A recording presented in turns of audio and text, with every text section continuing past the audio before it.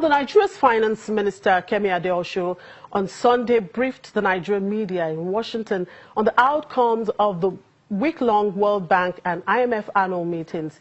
The Finance Minister speaks on issues ranging from debt sustainability, tax reforms, and the general state of the domestic economy.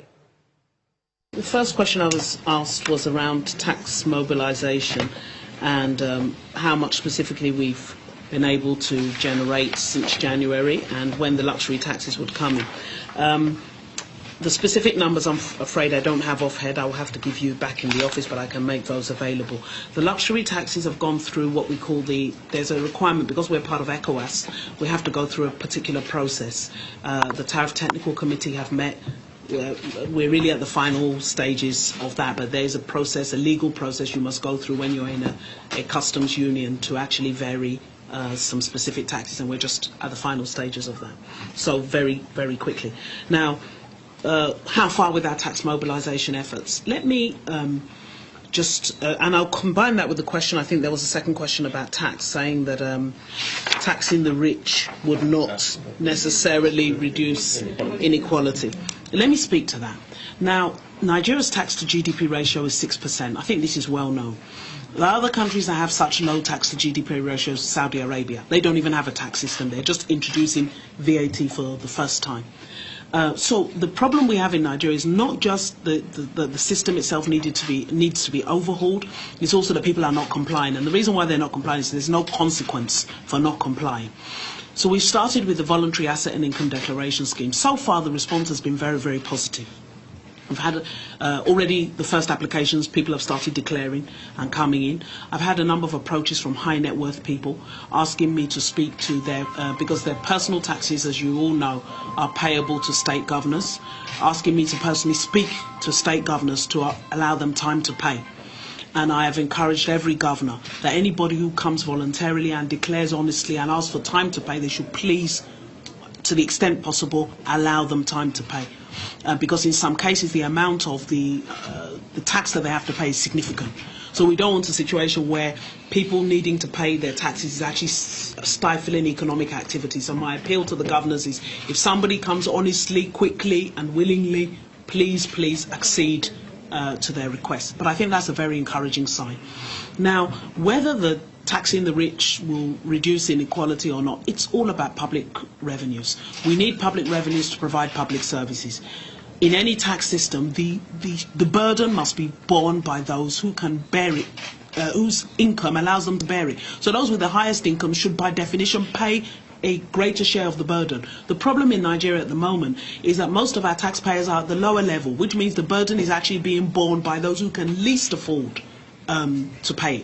So the man in the hot sun who is directing traffic, his taxes are deducted at source, whether he likes it or not. So why would we not want the billionaire or the trillionaire to proportionately pay out of his income?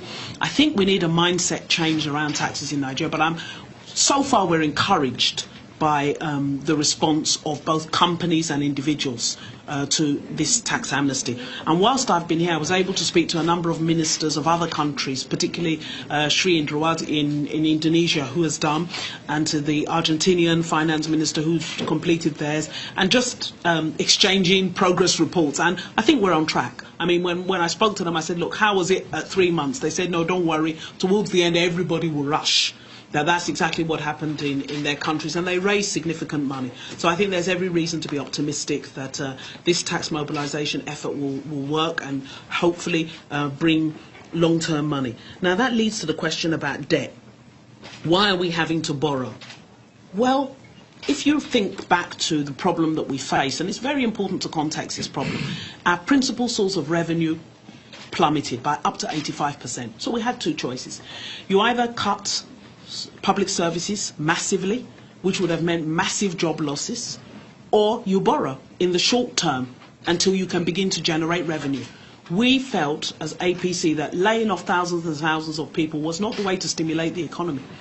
Also, the fact that when we came into office, about 21, I believe, state governments were not paying salaries. 27 could not pay salaries. If we had allowed that situation to persist, we'd be in depression by now. So we took the view as government that the best thing for us to do was to stimulate demand, spend our way out of trouble. Get the government, state governors paying salaries, make sure federal government can pay salaries, invest in capital projects to get people back to work. Once growth is restored, you can now, and that was what was in my op-ed, begin to systematically reduce your dependence on borrowing and increase revenue. When there's a recession, it's not the time to talk about tax. Now we're talking about tax, so that as the economy grows, people know that as your revenue is growing, please be aware of your obligations to the nation. That is the solution to borrowing. The solution to borrowing in Nigeria is that we must pay taxes. If we pay the taxes properly, there's no need to borrow. Of course, I'm not suggesting that there isn't a responsibility on the part of government to be more responsible, to be more efficient. We are really focusing on this. We're trying to find ways to cut costs. But fundamentally, we must invest. We don't have the power that we need. We don't have the roads yet. We're work in progress. There's a lot of money to be spent to reposition this economy, and we need to generate much more by way of tax. If we're able to move our tax to GDP from just 6, where it is now, to 10, it will significantly reduce the amount we need to borrow. And that will have a wider effect on the economy. One, it will reduce the demand for short-term borrowings. That will help to bring down interest rates. 2, it will create headroom for the private sector to borrow. They're currently being crowded out. So that's the strategy. Now, somebody asked about state governments borrowing. Let me tell you the work that we do in the DMO and in the Ministry of Finance on state borrowing. Any state government has to come to us and get an approval to borrow. We perform what is called a debt sustainability analysis. And if the repayment is more than 40% of their revenue, we turn it down. So when people talk about how many loans we're approving, they don't know how many loans we reject. Many do not go through. We look at the debt sustainability and say, this state cannot afford to service this loan, and therefore it's not approved.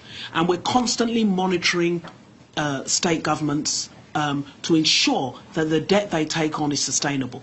Now, the problem with some of the state governments that have debt problems are legacy debt issues that were borrowed before we came into office. But since we've come into office, we've been very, very strict around debt sustainability, making sure that states do not take on more borrowings than they can service. There was a question that Nigeria was to reduce public debt. Well, Nigeria's debt to GDP ratio is one of the lowest, actually. It's about 19. Most advanced countries are over 100%. Now, I'm not saying we want to move to 100%, but I'm saying we need to tolerate a little bit more debt in the short term to deliver the roads, the rail, the power. And that in itself will generate economic activity. That generates jobs, which will then generate revenue, which will then be used to pay it down. It's a strategic decision that, as a country, I think we have to make. But the thing I'll assure you is that this government is very, very prudent around debt. We don't borrow recklessly. We have no intention of bequeathing unserviceable debts on Nigerians. What we're simply trying to do is to ensure that we create enough headroom to invest in the capital projects that the country desperately needs. I don't think any Nigerian will argue with you that we don't need to invest in power. There's no Nigerian that will tell you don't need to do your roads. There's no Nigerian who is honest who will tell you that we don't have a 17 million unit housing deficit. So our vision for Nigeria is not for us to just continue hobbling as a poor nation. And that was, I think, the message I took yesterday to the meeting, that we are middle-income countries now. By classification, Nigeria, Angola and South Africa are middle-income countries. So we have to benchmark ourselves against those who we wish to join. And to do that, we have to fix our infrastructure. But we'll do it jointly, as efficiently as possible. But the key really is revenue. I think those are all my questions. Yeah, I didn't understand that question. Because we don't have a borrowing plan submitted to the World Bank. Yeah. They were to approve I think $1 billion loan. Oh, They requested a plan that a plan should be given to them on. I think there's a misunderstanding there. Answer the question on why we're borrowing at 13%. Well, those are the rates. But you recall also that we have an approval in the National Assembly, with the National Assembly now, to refinance some of our Naira into external borrowings. And some of the meetings we had here suggesting that we could borrow as low as 6% and below. So what we plan to do is, as the Treasury bills mature, we'll refinance them longer and lower to give us more, and that will bring down the cost of funds.